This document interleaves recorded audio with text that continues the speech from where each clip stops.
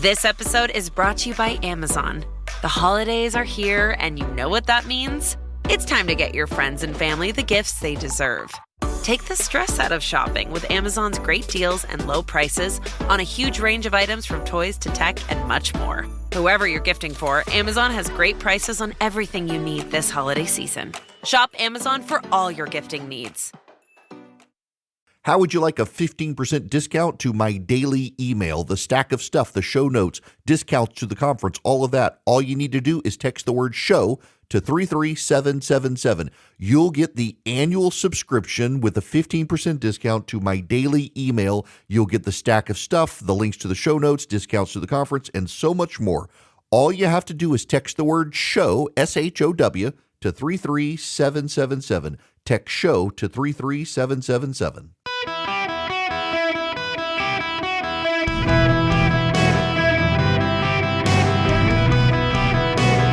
Welcome to the Eric Erickson Show podcast, Hour 3. Greetings, conversationalists. Welcome. It is Eric Erickson here across the United States of America. I'm coming to you from the beautiful sanctuary at Kiowa Island. Yeah, so I'm getting pampered today. I had to speak this morning on a panel with Richard Lowry and Mike Pence at a conference for Advancing American Freedom, and I will be speaking again after the show, and I got to play golf on that ocean course, and literally everyone's so the moment I get off the air, I got to go over there. My tee time is like 3:20. But before I get any of that, I want to play you some audio. This is how Morning Joe, they did this segment, and we don't have to spend a ton of time on it, but just listen to the way they began this conversation. That Biden family and others, but that Biden family is corrupt. It's a corrupt family. And with me and my kids, let me tell you, my kids, I'll tell you something, though. It's very, lock them up. You shouldn't lock them up. Lock up the Bidens. Lock up Hillary. Lock them up.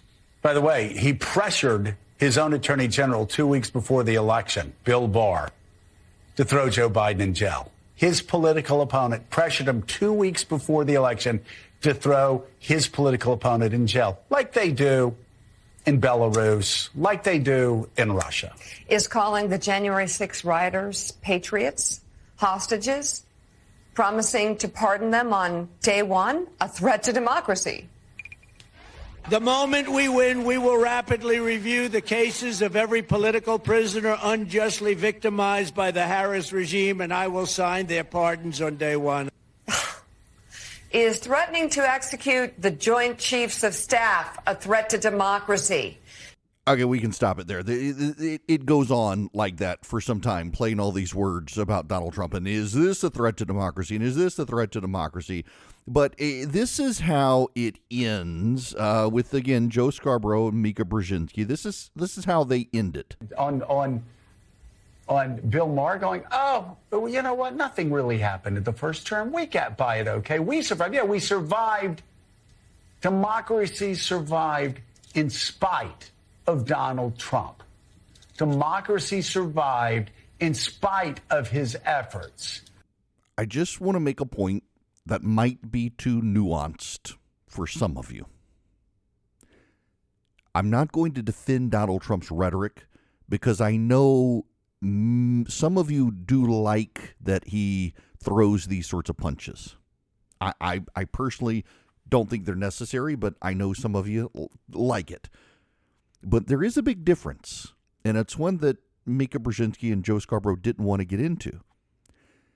None of Donald Trump's supporters fired bullets at the Joint Chiefs, at Hillary Clinton, at Barack Obama, at Joe Biden, at Kamala Harris, at Democratic members of Congress, members of the Senate, at the progressive members of the Supreme Court. None of them fired shots. We've had an attempted would-be assassin try to kill Brett Kavanaugh and his family. We've had two separate people attempt to kill Donald Trump. Have a guy from Alaska who's gone to prison for making credible threats against the 6 conservatives on the United States Supreme Court. Now we've got this letter that the Justice Department has released that the second would-be Trump assassin released. And the guy is clearly crazy. And I do think they released the letter for a couple of reasons. One, because they want to keep him in prison pending trial. It was going to be entered into the court record. So they're releasing it to the public now as a heads up of the evidence that's coming. And also, I do kind of think that they want to get it out there right now. So if the judge has second thoughts, they can. I'm already seeing the conspiracy theories out there saying they're releasing it to try to inspire someone else to kill Donald Trump. I actually don't think that's what it is. I think what it is they want the public to be aware this guy was crazy. And I do kind of think the partisan angle here is not that they're trying to inspire a third assassin. The partisan angle is they want to say, see, this guy's not really a Democrat. He's just insane. He actually is a partisan progressive based on his ramblings. But yeah, I totally get their damage control mode of he's just a crazy guy. Don't blame us. But it was going to come out eventually. But back to the Mika and Joe clip. Donald Trump's supporters, yes, they've marched through Charlottesville, Virginia with tiki torches. Yes, they stormed into the United States Capitol on January 6th. It was not an insurrection. It was clearly them trying to believe that the Democrats were orchestrating an insurrection, orchestrating a coup, and they were trying to stop it. They were in their minds, the counterinsurgency. I think it was wrong, I have said I thought it was rather disqualifying of Donald Trump, and it would be disqualifying, except for you've got now on the other side Kamala Harris, who funded the rioters who were burning down Middle America. So, side note here, there are people in my audience who really do not like Donald Trump, and they're going to vote for him. And I am one of the people who Trump supporters get mad all the time. You always say you don't like him. I wish you'd shut up, blah, blah, blah, blah, blah. But you should wear it as a badge of honor to a degree that there are people like me out there who do look at January 6th and say, this was not good. This is kind of disqualifying. But if I got to choose between Kamala Harris, who funded the rioters burning down America, and Donald Trump, who told some people to go to the Capitol and make sure the vote was counted and things got out of hand, I mean, the things you knew they were going to burn down Middle America. You didn't know they were going to smash through Congress. I'm one of the people who thinks January 6th was bad. Do I think it was 9/11 bad? No. Do I think it was Puerto Rican terrorists shooting up Congress bad? No. Do I think it was Civil War bad? No. The Democrats have internalized it as so, but these are also the people who are still wearing masks in public by themselves in their car. It wasn't good. But it also wasn't good to see these people through Minneapolis, Minnesota, where the governor refused to call out the National Guard, who happens now to be the running mate for Kamala Harris. It wasn't good to see Kamala Harris bailing these people out of jail, raising money to get these people out of jail. I mean, they were rioting through Washington, D.C., Minneapolis, Chicago, Atlanta, you name it, smashing windows, destroying small businesses, and she was defending them. But back to this clip, Trump says outlandish things. But Selena Zito, the reporter for the Washington Examiner, she one time she conjured up the line that people mocked her for. People take him seriously, not literally. The problem is on the Democratic side, they take the Democrats literally. When you call Trump repeatedly he's a threat to democracy, they're going to go try to stop him. When you say he's the second coming of Hitler, they're going to try to stop him. And so you've essentially got Joe and Mika making the case that Donald Trump really is a threat to democracy, saying these things, except no one really took him seriously. He did not lock up the Joint Chiefs of Staff. He didn't. It's the way he speaks, and they want him to speak like they speak. I frankly would prefer it if he spoke in a different way, but everyone knows Trump speaks in exaggerated showmanship terms.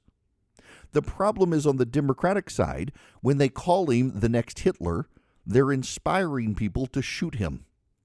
Again, Donald Trump did not inspire anyone to go shoot the Joint Chiefs of Staff. Donald Trump did not inspire anyone to go shoot Hillary Clinton. Donald Trump did not inspire anyone to go shoot Joe Biden. But on the Democratic side, their constant rhetoric against Donald Trump and the Supreme Court has put the lives of Supreme Court justices and the former president of the United States on the line. And you can't dispute that as much as you want. Were Tiki Torch Whites marching through Charlottesville, Virginia bad? Yes. Were the people storming the Capitol trying to smash down the door to snatch members of Congress and build a gallows to hang Mike Pence bad? Yes. Were rioters burning down small businesses in Kenosha, Wisconsin and Minneapolis and the like bad? Yes. Were shooting cops who were parked in their cars bad? Yes. All those things were bad. Yes. Did rhetoric do it? Yes. Did actions do it? Yes. But who's inspiring the assassins? There's only one side doing that. Both parties are playing with fire, but only one party seems intent on killing their opponent, and that's the Democratic Party. So you can call Donald Trump a threat to democracy all you want. His supporters have been peaceful. His supporters have not been violent like the Democrats have, other than what happened on January 6th, and they really thought they were going to save an election. They had been lied to. I just, this pretending it's only on one side thing, you can listen to all of Donald Trump's rhetoric, all of his claims. I can disagree with them. But here's something I can do. I can listen to Donald Trump's rhetoric and I can say, no, that's bad. He shouldn't do it. But what you don't hear on the other side from Mika and Joe and the Democrats is playing the Democrats' rhetoric and say, no, that's bad. They shouldn't do it. And Donald Trump's rhetoric has not gotten anyone killed, and the Democrats' rhetoric has twice now come close to getting Donald Trump killed and a Supreme Court justice killed and other Supreme Court justices hurt. The fact that they can't recognize that they don't want to recognize that, and that's the larger point here, they do not want to recognize it. They do not want to walk away from it. They want to continue to say these things. I do think that at MSNBC, there would be very few tears shed if Donald Trump did get shot and killed. They really do believe he's a threat to democracy. The Democratic politicians who say it do not, and that's something you need to understand here. Many of the Democratic politicians who say these outlandish things, they do not actually believe Trump's a threat to democracy, but they do actually hope that the base believes it because they want the base terrified and they want the base mobilized to go stop Donald Trump at the polls. And unfortunately for them, some of the Democratic voters have interpreted this as we need to go stop Donald Trump physically. And it continues to turn badly for all of us. We've still got 45 days to go in this election or so, however many days left. There's still a lot that can happen. I would hope, however, the Democrats would recognize their rhetoric is provoking violence, and they're unwilling to do that. Because violence for the Democrats is just politics through another means. And until they're willing to change course, God help us all. Hey, it's Emma Chamberlain. I designed these new glasses for Warby Parker, and I basically can't take them off. Like, I'm showering in them and sleeping in them. They're just that good. Go see them all at warbyparker.com. And you know what? Have a good day, too. Okay? All right? Bye. Welcome back. It's Eric Erickson. I have to give y'all a laugh at my expense. So I'm staying at one of these fancy hotels where instead of having a complete wall between the bedroom and the bathroom, there's like a window that opens up. And it's not really a window. It's a big opening, but it's got shutters like it's a window. And I didn't think anything about it. Housekeeping came in while I was speaking this morning and tidied up the room, opened the blinds, opened the curtains and the shears. Opened the shutters between the bathroom and the bedroom, and I didn't notice until I just, during commercial break, so I'm doing the show from my hotel room, and went into the bathroom and used the bathroom. Obviously, there's no one in the hotel room with me, so I didn't close the door and turn around, and not only are the shutters open between the bedroom in the bathroom, and the shears are open on the window, but there were people on the balcony across the way looking this direction, and I don't know whether I was giving them a show. I'm assuming they weren't paying attention to me in the bathroom. I hope, but yeah, peeping Toms across the way. It's a very nice place. I've been to Key Island once, back in 2011. when my kids were real small. So I was here for a conference called Awakenings back in 2011, and a group of us actually tried to do an intervention and convince Mike Pence to run for president of the United States, and he chose instead to run for governor of Indiana at the time. So it's kind of odd to be full circle now, coming back to Kiowa all these years later to be on a panel discussion with the former vice president and with Rich Lowry from National Review, who was attacked last week for saying the N-word, even though he didn't say the N-word. He was he was switching between the word immigrant and migrant, and he realized he was saying one halfway through in an interview with Megyn Kelly and switched to saying the other. I can't remember which was which, but to some people it sounded like he was saying the N-word. And he wasn't saying the N-word, but people tried to claim that he was. They're like, I can't help but conclude that this must be what he was saying. Though you're an idiot, because it was very clear he was switching between immigrant and migrant, and you decided to believe that Rich Lowry, of all people, that he would somehow be saying the N-word instead, and you tried to cancel him. He actually wrote a piece last week saying, next time, cancel me for something I did. A conservative group, the Badger Institute in Wisconsin, uninvited him from a gathering in Wisconsin over this controversy. And I'm kind of outraged that the conservative group would do this to Rich Lowry, because he very clearly wasn't saying what they accused him of saying. Okay. When we come back, speaking of Rich Lowry, it was a closed meeting here, and I don't want to dive into a lot, but I do want to talk about the conversation I had on stage with Mike Pence and with Rich on the future of the conservative movement and what it means in the country. I'll dive into it a little bit for you, pull the curtain back somewhat. It was a meeting with donors for his group, Advancing American Freedom, as he is building kind of the intellectual firepower for the conservative movement that I think to some degree the Heritage Foundation has decided to go full populist, which isn't conservative. And so they're advancing some ideas that I am kind of disappointed in the Heritage Foundation advancing, like, for example, tariffs, which would be a terrible thing to implement a national public policy with the tariff campaign. But without giving away, all the stuff that was said, I do kind of want to walk you through the thinking on what is the future of the conservative movement. What is the future of the Republican Party? And we're this close to the election. There were some prominent pollsters in the room and who've done some surveys. What are people actually thinking about the state of play and what it means for the right? So I will dive into some of that when we come back. But speaking of the right and groups out there that are doing the heavy lifting for the right now, I've mentioned the Trump ground game issue. Americans for Prosperity is actually doing a very good job of knocking on doors in the country, trying to mobilize people, and they're always looking for more people to join their cause. They are the largest and leading grassroots group in the nation.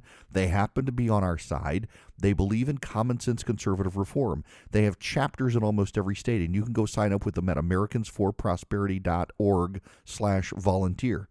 If you want to volunteer for Americans for Prosperity, it's a great way to mobilize the ground game on the right. But more importantly, it's a great way to learn about conservatism and the common sense solutions in this country for free markets, for families, for school choice, for just common sense conservative solutions to the problems that ail us as a nation. They educate you. They make you smarter than your rest of your friends. They really do provide for you useful information that's easy to understand so that then you can go talk to other people about advancing freedom in this country. If you want to find out more, go to americansforprosperity.org/volunteer. Blinds.com Cyber Monday Last Chance is happening now. Don't miss out on up to 45% off site-wide. A Blinds.com design expert can help you make the perfect selection on your schedule. We can handle everything from measure to your whole home installed for one low cost. With over 25 million windows covered, Blinds.com is the #1 online retailer of custom window coverings. Save up to 45% site-wide, plus a free professional measure right now at Blinds.com. Rules and restrictions may apply. Welcome It is Eric Erickson here, coming to you from Kiowa Island. The phone number, 877-973-7425, should you wish to be on the program. As always, if you text ARMY, A-R-M-Y, to 33777, you can enter our audience relationship database. So as we're going to your section of the country, we can email you, let you know where we are. And if you're listening online, we've got a massive online listenership right now. Like, for example, I was pulling the online live stream the other day. We have like hundreds of people on a daily basis who listen in New York City. We're not on in New York City. Now, we're on in Bridgeport, Connecticut, and we bleed over a little bit, but we got hundreds of people who listen on a daily basis in New York City, for example. So as we're picking up affiliates around the country, we can send emails to people in the area and say, hey, we're on in your market now. But also, as we do live events, we want you to be able to come see us. So if you text ARMY to 33777, put in your name, your email, and your zip code so that we can geolocate you to be able to let you know what's going on. Now, as I mentioned, here in Kiowa, I'm doing this show from the hotel room. Housekeeping showed up during the commercial break. But again, they came in earlier, but they had to refresh towels and take food out of here. But anyway, I want to talk a little bit about the conversation we had on stage. Let me give you the story that I've given several times. There are a couple of them, and some of you've heard this before, but let me string this all together for you. Back in the 1990s, there were blue dog Democrats. Now, there are still technically some. The word blue dog is a phrase based on yellow dog. I forget who came up with it. I'm sure a million of you will email me to remind me. But there is an old phrase in the South about I would rather vote for a yellow dog than a Republican. And so there is the yellow dog Democrat, which means the Democrat doesn't matter how bad the Democrat is, they'll vote for him. There are yellow dog Republicans. Mark Robinson in North Carolina will get votes because he's a Republican candidate. Doesn't matter. Roy Moore in Alabama still got people who deny all the allegations, and Roy Moore was the guy, and they voted for him. Yellow dog Republicans, yellow dog Democrats. There is the blue dog Democrat, which is a Democrat who is conservative and would fit in with the Republican Party, but historically is in a Democratic area and so continues to be a Democrat. In the 1990s, most of the blue dog Democrats were wiped out. Bill Clinton was a great politician for Bill Clinton. He was terrible for the Democratic Party. And we had this massive political realignment in the country where the South and the Midwest became pretty dramatically Republican. It's an alignment that's still taking shape today in parts of the country. And the problem for conservatism is that you, I guarantee you, more often than not, use conservative interchangeably with Republican. So what's so wild is, for example, Donald Trump brought a lot of people into the Republican Party who were not traditionally in the Republican Party. They weren't part of any coalition, and they really weren't involved in politics. And all these people now have thoughts about the Republican Party and conservatism, and very much what Donald Trump says is conservatism. Why? Because conservatism, after Bill Clinton destroyed the conservative movement by making it purely a function of the Republican Party, many of these people who have come into politics now believe that conservatism is whatever the Republican Party says it is, in particular, whatever Donald Trump says it is. And that's not really the case. Conservatism is an ideology that predates the Republican Party, that was brought into the Republican Party as a set of ideas that could win elections that would be popular, and most Republicans embraced conservatism. But when Bill Clinton was president, conservatives no longer had to talk to Democrats because all the conservatives moved to the Republican Party. So conservatism pre-Clinton had a coalition base of ideas that was broadly across both political parties. After Bill Clinton, conservatism existed within the Republican Party and so became synonymous with Republicans in the same way liberal or progressive is synonymous with Democrats. And the problem with that is that conservatism kind of became the idea powerhouse for advancing the Republican Party. And over time, conservatives viewed the advance of the Republican Party as their own advance, even when the Republicans were not necessarily advancing conservative ideas. So I actually think that the advance of J.D. Vance and Donald Trump within the Republican Party is healthy for conservatism because it has allowed groups to stand up and say, no, this is not tried and true conservatism. This is something else, whether it's nationalism, populism, nationalist populism, populist nationalism. Some of them want to call themselves nationalist conservatives or conservative nationalists. It's not necessarily conservatism. Tariffs, for example, is a failed economic idea from the 50s and 60s, resurrected by J.D. Vance and Donald Trump, that will be bad for America. And I can say that knowing it's not actually going to be able to be enacted. And if Donald Trump did enact it, he would see the havoc it would wreak on the economy, and he would shift course because the polling would shift. But what of the conservative movement? I do think it's healthy to have conservatives on the outside, not being cheerleaders for a Republican Party, but saying no. One of the greatest examples of this was Harriet Mier's appointment to the Supreme Court by George W. Bush. Bush thought that conservatives advanced him. He then won a re-election, got a majority of the popular vote. Conservatives owed it to him to trust him. He knew Harriet Mier, she would be good, and conservatives, absolutely not. We are not beholden to the Republican Party. The Republican Party is beholden to us. We will not allow you to put Harriet Mier on the United States Supreme Court, and ultimately her nomination was sabotaged and then scuttled. Conservatism is a set of ideas about limited government and freedom, trusting individuals to make arm's length transactions for themselves outside the role of government, trusting families to be an institution for raising children, not the government, and then allowing the states to do the heavy lifting in the country instead of the federal government, because the federal government is not fully competent to do that. And those ideas matter. A broad, wide tax base of low taxes with more taxpayers instead of a narrow pool of taxpayers paying the bulk of the taxes is actually good and healthy for society. Things like that. So I do actually think that as the Republican Party drifts away from conservatism, it allows the conservative movement to stand back up and say, no, these are our ideas, not these populist ideas that are kind of fly-by-night, repackaged old failed ideas that just tickle people's ears. And that's kind of the point I was making today. One of the other points I was making today is you know my old story that the demons in Mark 5 and the possessed men, the legion of demons, they get put in the pigs go down into the Sea of Galilee, they drown. Demons are immortal beings. So after they got out of the pigs, when the pigs were dead, they just moved to Silicon Valley and started social media. And that explains Twitter and the internet comment section.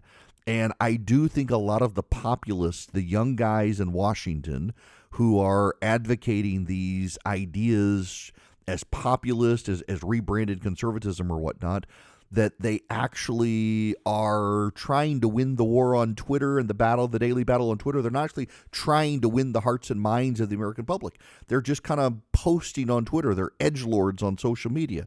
And that can shape the conversation at the periphery, but it's not actually going to advance a lot of public policy.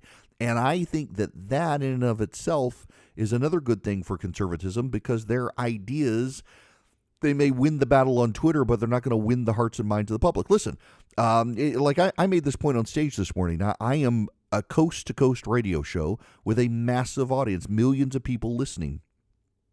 Very few of you ever call in to defend tariffs. It's not that we haven't had people try. They're just not in the majority. In the same way, a majority of Republicans, according to the public opinion polls, and again reflected in this audience, understand supporting Ukraine against Russia. You may not want to give them a blank check. I don't either. But you also understand that they're the good guys. They're not the bad guys. They're the victims of this. And none of that seems to be reflected in the comments on social media. It reminds me very much of how Kamala Harris lost her 2020 presidential primary. She was so focused on winning the Twitter war every day that she actually lost the election. And I think a lot of these guys on the right who are advancing some of these populist ideas are so committed to advancing their ideas on social media, they're actually losing the war off social media. Many of you have not abandoned your tried and true conservatism, knowing what works. Low taxes, strong families, and individuals in this country who are not part of the collective, but are in arm's length transactions for what's good for them and their families. And even though guys like J.D. Vance want to advance some sort of national collectivism on the right, this idea that that government should set an industrial policy for the country and government should make these things. None of you trust the elite enough. You understand that government can't set a good industrial policy because government is run by an elite who hate you. Government is run by technocrats who aren't themselves competent. And so I actually think that's a good thing. I think it's a good thing that we as a people remember that government can't deliver the mail great. And if government can't deliver the mail great, government's not actually going to be able to do anything else great. And we need government to focus on the basics.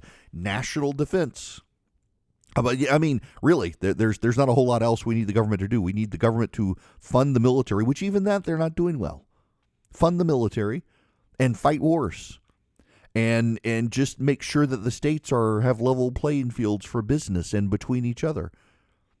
The Article 1, Section 8 stuff. And they're not even doing that well. So if the government's not doing that stuff well, they're not delivering the mail well, they're certainly not going to be able to conjure an industrial policy that works. This idea now on the right that we need to control the means of production like the left wants to do, and we need to control government and use government as a cudgel to reward our friends and punish our enemies. You know, so one of the things Rich Lowry said is he doesn't want to beat the left, he wants to defeat the left. And the way you defeat the left, what does the left do? The left uses government. So you defeat the left by taking away government. You take away government, the left doesn't then have the power to try to go after us. So instead of trying to beat the left, defeat the left. Defeat the left by gutting government. You gut government, we can't use it, but they can't use it either. And the entire way the left has built itself to advance itself is to advance itself through government. They're not winning the hearts and souls of people. They're just winning the powers of government and then implementing their agenda through government. Like, for example, putting boys and girls sports. It is not a popular issue. It's like 70-80% of Americans are opposed to it. But the left gets into government and uses the government to implement its policies. So you get rid of the powers of government that allow them to implement those policies. You've defeated them. You haven't beaten them, you've defeated them. And too many people on the right have forgotten this. And that's where the conservative movement comes back in, to remind people of the tried and the true, to remind people we already know what works. Ronald Reagan did a very good job. He wasn't perfect, but he did a good job. He not only won the Cold War, but he actually did reduce the size and scope of government in our lives. And we can go back to doing that and let the left then try to rebuild government and keep defeating them as they try to grow the government. We've got an opportunity. That was kind of the conversation on stage. I'm kind of encouraged for the conservative movement right now, even as I do worry about the country. I do think that the battle of the tried and the true ideas on the right that we know work, it's time to resurrect those ideas instead of finding new shiny objects and repackaging the bad old economic ideas of the left from the 50s and 60s. Now, speaking of all that, we've got all the financial turmoil in the country right now, too, we're dealing with. Banks collapsing. You've got community banks that are being cash starved by the government that can't rise.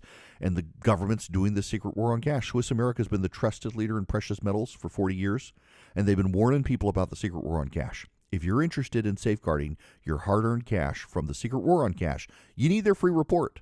They're rated A+ by the Better Business Bureau. Swiss America can educate you on protecting your assets. They've got this report. It is completely free, and it only takes 15 minutes to read it. It can save your retirement and finances.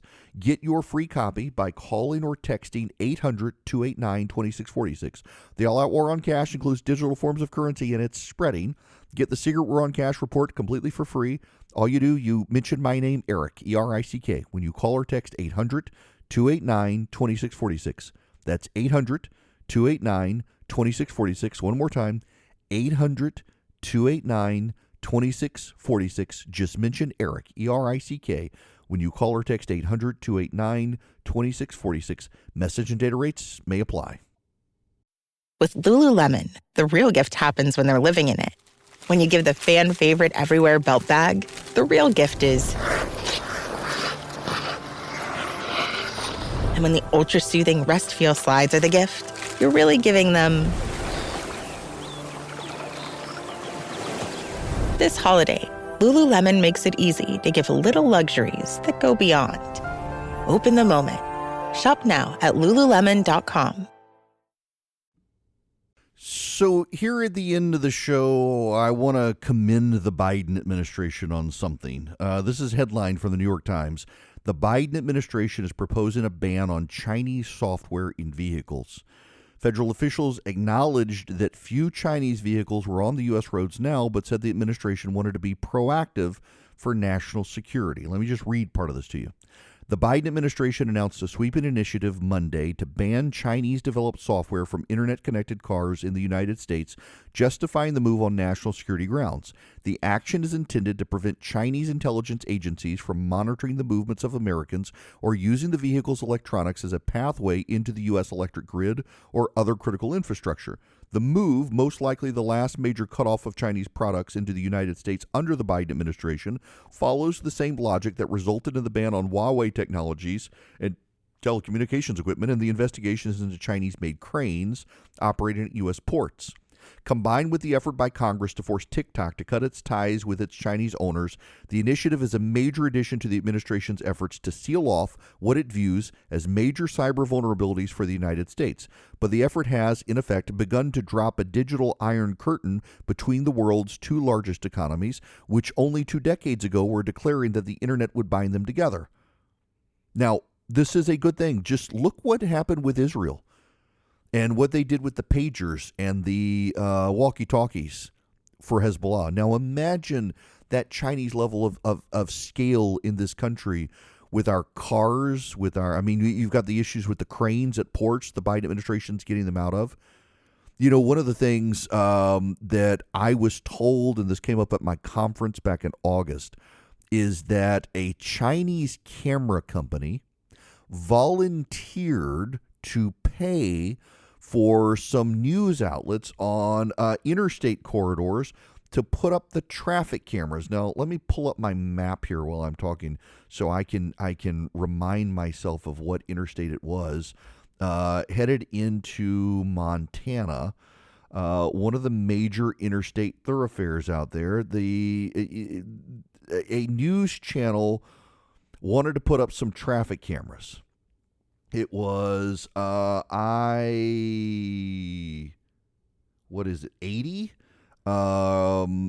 through Montana, which is a heavily trafficked area that Interstate 80. So it goes through Montana and runs along there, and then the other corridor that they wanted to put it on was I-15. That's it, I-15, which runs down into Utah, up into Idaho, and into Montana, and it's a major thoroughfare for military traffic. And so this company was volunteering free of charge to put up these cameras for a news channel and for local traffic grid monitoring.